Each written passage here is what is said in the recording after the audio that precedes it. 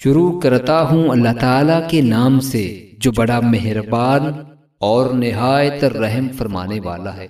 حضرت نعمان بن بشیر رضی اللہ تعالیٰ عنہ فرماتے ہیں کہ رسول اللہ صلی اللہ علیہ وآلہ وسلم نے ارشاد فرمایا، خبردار، دنیا صرف اتنی ہی باقی بچی ہے جتنی ایک مکھی فضا میں اڑتی ہے۔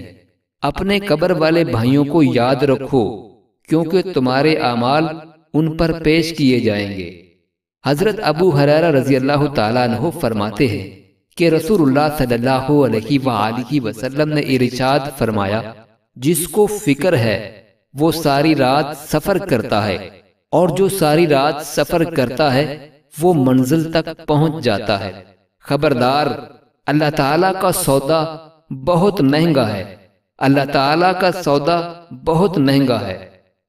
حضرت عقبہ بن عامر جوہنی رضی اللہ تعالیٰ عنہ فرماتے ہیں کہ نبی اکرم صلی اللہ علیہ وآلہ وسلم نے ارشاد فرمایا، ہر دن کے عمل پر مہر کر دی جاتی ہے۔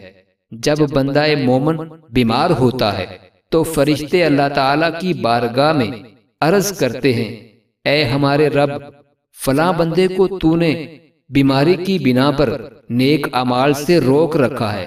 اللہ تعالیٰ فرماتا ہے، جب تک یہ تندرست نہیں ہوتا یا اس کو موت نہیں آ جاتی، اس وقت تک تم اس کے نامہ اعمال میں وہ نیکیاں برابر لکھتے رہو جو یہ صحت کے عالم میں کرتا تھا۔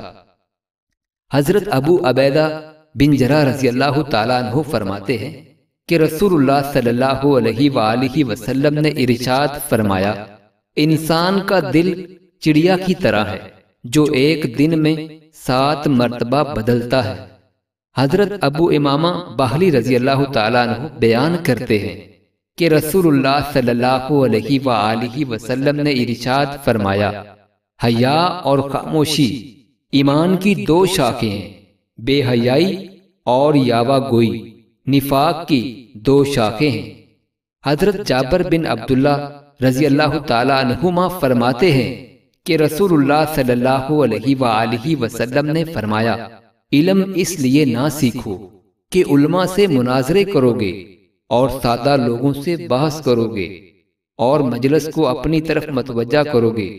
جو شخص ایسا کرے گا وہ جہنم کا مستحق ہوگا۔